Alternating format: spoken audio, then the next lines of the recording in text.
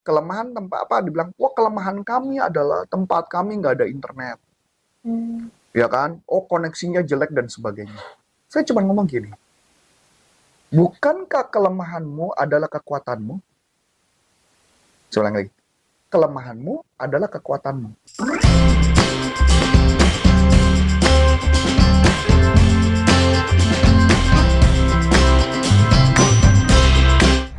Halo Sales Performance Squad, balik lagi sama aku Aul di YouTube channel Coach Antonius Arif yang membahas seputar selling dan marketing. Oke Coach, apa kabar nih Coach? Baik. Ini kayaknya kita tiap hari rekaman di kelihatannya. Gimana? Oke. Stok bener juga. Ya, gimana? Oke Coach, jadi ini ada satu pertanyaan dari salah satu orang namanya Ibu Nugroho. Nah, ini nanya nih Coach. Coach, saya salesman di perusahaan, tepatnya saya itu distributor. Nah, saya memasarkan produk, terus sebelah saya itu juga memasarkan Toko sebelah? Ya, itu juga sebagai distributor. Tapi yang sebelah saya ini, yang sebagai distributor ini, itu berani memberikan diskon yang lebih besar ke outlet-outlet. Nah, jadi kan distributor tempat saya itu pasti kayak kerjanya menawarkan produk itu kalah ya Coach ya. Nah gimana sih Coach untuk mengatasinya? Oke, nah ini saya jawab berdasarkan pengalaman saya. Jadi saya pernah bekerja di satu buah company dan kalau ditelusuri beberapa YouTube saya kan ada. Jadi saya pernah bekerja di satu buah company yang kebetulan produknya terkenal yang paling mahal dibandingkan kompetitor dengan produk sejenis. Itu yang pertama. Yang kedua, pada saat dulu, waktu pemerintah belum kencang-kencangnya mengejar pajak, perusahaan saya sudah mengenakan pajak kepada barang-barang jualan kami. Yang dimana harga barang kami 10% lebih mahal daripada distributor lain. Karena perusahaan kami sudah go public. Kalau perusahaan go public kan berarti terbuka ya, bisa kelihatan ya, orang pajak juga tahu gitu. Sedangkan perusahaan lain yang belum terbuka kan otomatis nggak ketahuan dong pajaknya, betul nggak? Betul. Nah, jadi artinya udah harga barangnya lebih mahal, 10% lebih tinggi, gitu kan ya. Maka otomatis secara penjualan, kemudian yang berikutnya yang ketiga, perusahaan kami pernah ada dalam posisi tidak bisa memberikan hutangan. Tidak bisa memberikan hutangan. Kenapa? Karena perusahaan kami waktu itu lagi sempat mengalami kerugian gara-gara dia menjual satu perusahaan tersebut, saya lupa apakah kursnya pakai dolar, apakah kursnya pakai rupiah, perusahaan itu dijual. Rupanya abis itu terjadi angkanya perubahan, terjadi inflasi atau apa, akhirnya terjadi rugi. Sebenarnya secara company tidak rugi, tapi kami kalah kurs. Paham ya? Jadi kalau kalah kurs itu artinya secara penjualannya berhasil, tapi karena kurs salah ngambil kondisinya dan sebagainya, maka dianggap menjadi rugi. Nah, pada saat itu otomatis kompetitor lebih murah dong. Nah, apa yang dilakukan oleh perusahaan kami dengan kondisi yang tidak menguntungkan? Satu, harga lebih mahal. Kedua, harganya 10% lebih mahal lagi kan. Udah mahal, ditambah 10%, ditambah nggak bisa kasih utang. Sedangkan kompetitor bisa ngasih utang sebulan sampai 2 bulan, bahkan sampai 3 bulan. Bahkan pernah ada bercandaan gini, oh kalau gue sama dia mah gampang. Kenapa gampang? Iya, kalau dia ingat tagih, kalau dia nggak ingat ya nggak tagih. Kita dengernya serem ya. Sebagai seorang sales mental gimana sih? Waduh, kalah nih. Nah, ini yang kami diajarkan di company kami. Di company kami cuma diajarnya adalah satu, kalian jangan kalah mental dulu. Jangan kalah mental. Makanya saya bisa mengerti waktu bekerja di perusahaan sana, banyak sales yang akhirnya nggak bertahan kuat kerja di sana karena mereka mentalnya kena pressure yang gila banget. Bertahan di company itu bahkan sampai survive. Yang menariknya bahkan bertahannya tahu nggak apa yang dilakukan? Saya pernah ngalami sampai ada proses penggulungan pemecatan karyawan sampai 3 kali dan saya tidak pernah kena. Karena saya tahu bagaimana apa yang harus dilakukan untuk mencapai target. Nah, yang saya temukan adalah orang-orang yang berhasil adalah orang yang mentalnya kuat, orangnya tidak menyalahkan situasi, dia berusaha mencari cara. Gimana caranya supaya bisa jualan. Oke? Nah, sedangkan perusahaan saya juga tidak melulu berkaitan dengan selling. Tapi ketika jualan kan selling. Ada marketingnya. Ada bikin program-program yang membuat customer kenapa mau beli. Saya kasih contoh sederhananya ya, saya kasih contoh sederhananya. Perusahaan kami ini membuat loyalty program. Dari penjualan seluruh produk, itu diberikan poin. Nah, poin yang dikumpulkan bisa ditukarkan menjadi hadiah. Ya kan? Nah, sedangkan si customer kalau beli di sana, dia nggak dapat loyalty program. Oke?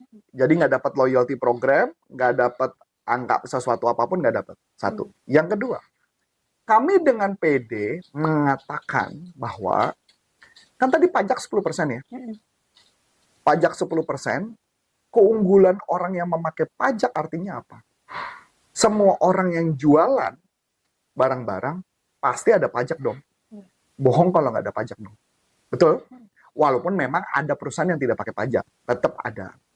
Jadi perusahaan yang pakai pajak, pasti dia butuh pajak masukan nggak? Paham nggak pajak masukan? Pajak masukan kayak gini. Misal kamu punya toko, kamu kemudian kan harus bayar pajak tuh. Harus bayar pajak.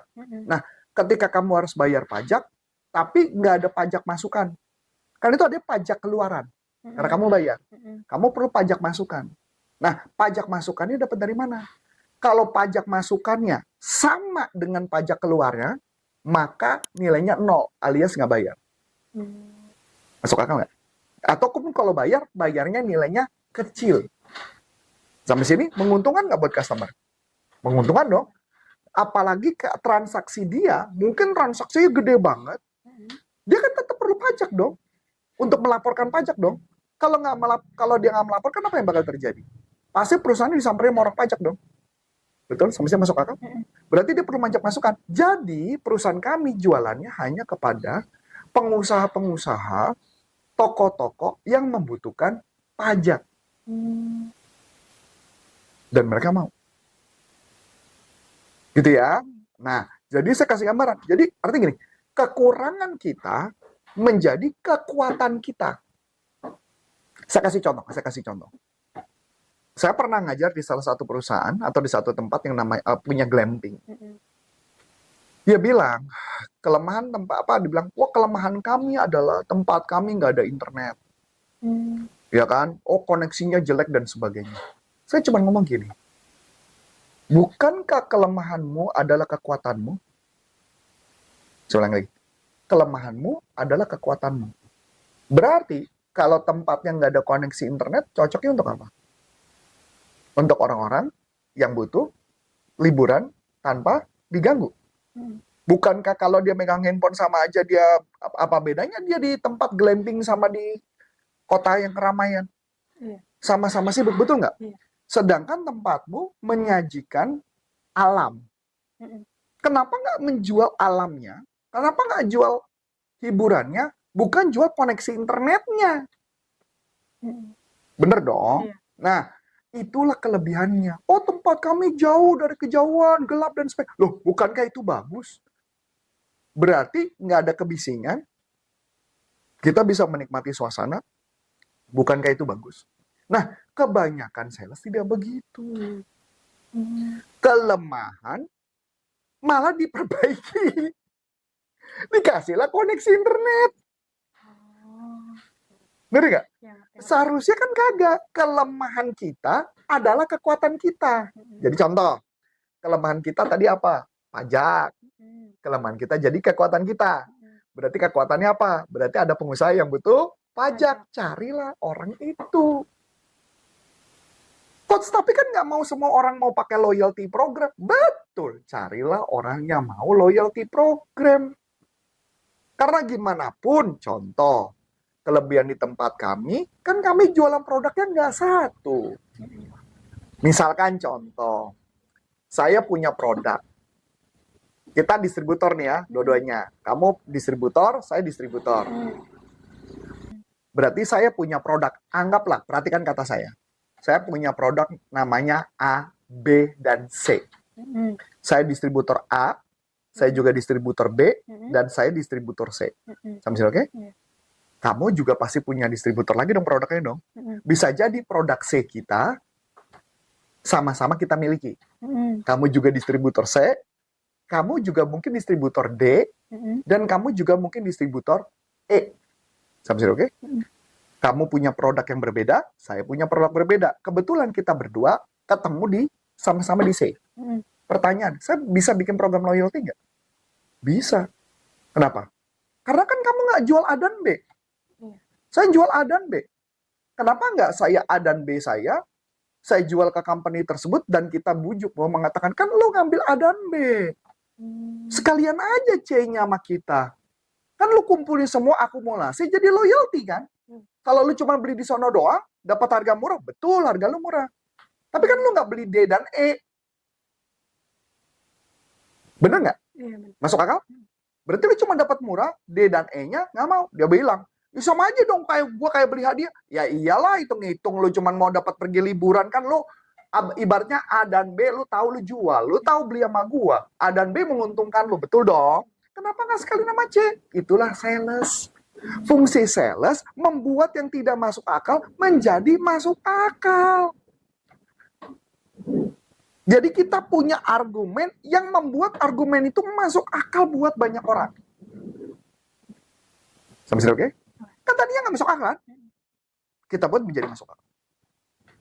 Oke? Nah, bagaimana dengan termin? Punya utang. Saya juga santai mengatakan, bagus dong. Ya kan? Dengan utang itu kan kalau lu udah bayar, lu nggak punya pusing apa-apa kan? Lu tinggal jualan aja. Kenapa lu pusingin? Ya pokoknya kita buat hal yang tidak masuk akal menjadi masuk akal. Itulah fungsi sales. Ya, coba kalau kita pikirkan. Pasti yang dia bilang tadi A dan B tadi ya, saya berani menjamin teman-teman dia yang lebih senior pasti bisa jualan. Kecuali dia mengatakan, enggak lah semua nggak jualan, ya pasti dipecat semua kan. Nggak mungkin, pasti ada sales yang jago kok. Pertanyaannya kenapa nggak kita meniru, memodel sales yang jago, kita ikutin aja caranya dia. Dan ingat yang saya tadi cari cerita sebelumnya, Jepang menjadi hebat karena dia konsepnya adalah ATM. Amati, tiru, dan modifikasi. Yang pertama kali adalah amati dulu. Diamati, ditiru, udah persis, udah bagus, baru dia modifikasi tambahan-tambahan yang macam-macam dan sebagainya. Begitu juga produk Cina. Kesalahan kita adalah kita nggak mau capek. Kita amati, tiru, modifikasinya nggak ada. Akibat kita nggak pernah bertumbuh. Ya kita cuma stuck di situ aja. Sedangkan orang-orang yang hebat adalah orang-orang yang mau amati, tiru, dan melakukan modifikasi apa yang harus dilakukan. Sama kayak gini deh, contoh deh sederhana. Tahu mie gacoan? Ya. Kan sekarang ada lagi mie yang mirip. Iya ada. Ada kan? Satu orang. Saya lupa namanya apa, mie apa. Plek, plek, plek, plek, plek, plek banget. Nggak ada modifikasi. Pertanyaan saya, bisa jualan? Paling cuma sebentar. Walaupun saya tahu yang punya siapa, kebetulan saya kenal sama orangnya juga yang punya siapa. Tapi maksud saya kasih gambaran bahwa kebanyakan bisnis menjadi gagal karena dia cuma amati dan tiru, plek, plek, plek, plek, plek, tidak melakukan modifikasi. Itu kesalahan yang harus diubah. Sampai sini oke? Mudah-mudahan bisa menjawab. Oke, nah mungkin itu nih jawaban yang bisa diberikan Coach Antonius Arif atas pertanyaan-pertanyaan dari teman-teman. Nah, mungkin dari teman-teman yang ingin bertanya lain seputar selling juga bisa langsung tulis di kolom komentar ya. Nah, oke mungkin segitu dulu aja hari ini. Oke, Sales Performance Quote kita akhiri hari ini. Aku Aulia. Dan saya Coach Antonius Arif mengucap banyak terima kasih. Sukses buat Anda dan sampai jumpa. Salam performance. Bye-bye.